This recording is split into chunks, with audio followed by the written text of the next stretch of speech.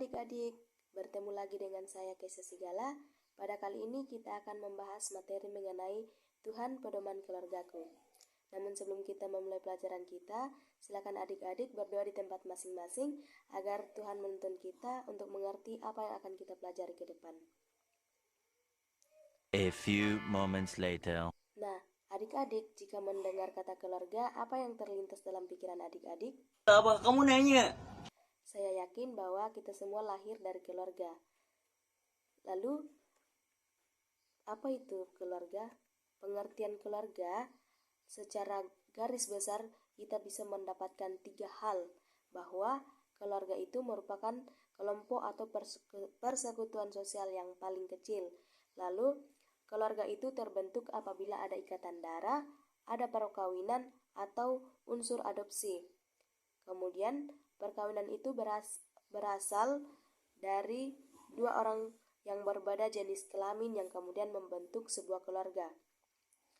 Lalu, jika sudah mengerti tentang pengertian keluarga, apa bentuk-bentuk keluarga?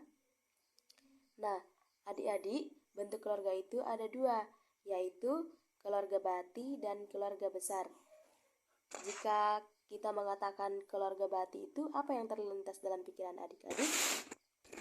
Keluarga bati itu sama dengan keluarga inti atau dalam bahasa Inggrisnya disebut nuclear family atau basic family. Nah, keluarga bati atau keluarga inti ini terdiri dari ayah, ibu, dan anak-anak. Lalu, keluarga besar itu terdiri dari siapa-siapa saja? Saya yakin bahwa adik-adik semua tahu yang mana namanya keluarga besar. Bahwa keluarga besar itu terdiri dari keluarga bati atau keluarga inti, di mana ayah, ibu, dan anak-anak, kemudian ditambah kerabat-kerabat lain yang memiliki hubungan yang erat atau hubungan darah yang senantiasa dipertahankan. Misalnya kakek, nenek, paman, bibi, dan sebagainya. Kemudian kita akan lanjut ke poin selanjutnya yang akan kita bahas dalam materi ini, yaitu fungsi-fungsi keluarga, di mana di dalam buku paket kita ada 9 fungsi keluarga, yaitu fungsi biologis, fungsi sosialisasi, fungsi afeksi, fungsi edukatif, fungsi religius, fungsi protektif, fungsi rekreatif, fungsi ekonomis, dan fungsi status sosial. Nah, di dalam buku paket kita dapat melihat bahwa yang dimaksud dengan fungsi biologis yaitu berkaitan dengan pemenuhan yang bersifat biologi. Misalnya, makan untuk memenuhi kebutuhan gizi keluarga serta merawat, memelihara anggota keluarga secara fisik.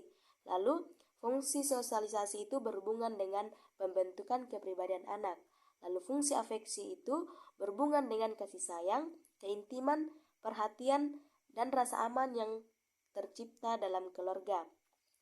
Fungsi edukatif yaitu berkaitan dengan mendidik anak dan menyekolahkan anak. Lalu fungsi religius yaitu fungsi yang mendorong dikembangkannya anggota keluarga menjadi insan-insan agama yang penuh ketakwaan kepada Tuhan Yang Maha Esa. Lalu fungsi protektif yaitu fungsi yang memberikan tempat yang nyaman bagi anggota keluarga dan memberikan perlindungan secara fisik, secara ekonomis, maupun secara psikologis. Lalu fungsi rekreatif yaitu berkaitan dengan tujuan untuk mencari hiburan atau memberikan suasana yang segar dalam lingkungan keluarga. Kemudian fungsi ekonomis yaitu berhubungan dengan orang tua yang mencari sumber-sumber penghasilan atau mencari nafkah bagi anak-anaknya untuk memenuhi kebutuhan anggota keluarga. Lalu fungsi status sosial yakni kedudukan atau status yang diwariskan dan diberikan kepada anak-anaknya. Nah, setelah membahas 9 fungsi-fungsi itu, kira-kira fungsi yang dijelaskan atau dipaparkan dalam Alkitab itu apa-apa saja? Nah, dapat kita ketahui adik-adik bahwa di dalam Alkitab dapat dijelaskan ada 3 poin penting mengenai fungsi keluarga, di mana fungsi keluarga itu yang pertama yang dipaparkan dalam Alkitab dapat kita lihat di dalam Kejadian pasal 1 ayat 28 yang mengatakan bahwa Allah memberkati mereka, lalu Allah berfirman kepada mereka, beranak cuculah dan bertambah banyak, penuhilah bumi dan taklukkanlah itu, berkuasalah atas ikan-ikan di laut dan burung-burung di udara, dan atas segala binatang yang merayap di bumi. Nah, coba adik-adik tebak fungsi apa yang disebutkan dalam ayat yang telah kita baca tadi. Nah, fungsi yang terdapat dalam Kejadian 1 ayat 28, di situ dikatakan bahwa keluarga merupakan teman sekerja Allah. Jadi, keluarga adalah teman sekerja Allah, di mana keluarga dituntut untuk mengelola alam semesta dan segala isinya. Kemudian, di dalam bagian Kejadian 1 ayat 28 ini dijelaskan bahwa setiap keluarga bertanggung jawab menjaga kelestarian alam. Lalu, apa fungsi yang kedua yang dipaparkan oleh Alkitab? Dapat kita temui dalam Ulangan pasal 6 ayat 4-9. Di situ dijelaskan bagaimana keluarga menjadi lembaga pendidik yang utama dan pertama. Jadi, fungsi yang kedua yang dipaparkan oleh Alkitab yaitu keluarga sebagai lembaga pendidik yang utama dan pertama, di mana keluarga disebut sebagai lembaga pendidikan yang pertama karena belum ada lembaga lain yang dapat mendahului peran keluarga dalam pendidikan. Jadi di sini kita mendapatkan pendidikan itu pertama kalinya di dalam keluarga. Kemudian lembaga disebut sebagai pendidikan yang utama karena belum ada lembaga lain yang mengungguli peran keluarga dalam pendidikan.